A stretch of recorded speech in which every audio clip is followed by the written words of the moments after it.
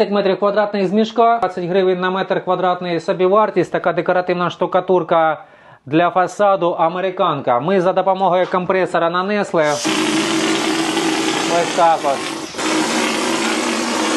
І зараз за допомогою гладілки ми створимо нашу декоративну штукатурку, мапу світу, американку. Так виглядає мішок, 25 кг, 20-40 метрів квадратних, у мене на 30 метрів квадратних. І все, мінімум 100 квадратних метрів можна зробити. Кому потрібні такі матеріали, звертайтеся за номером телефона під цим відео.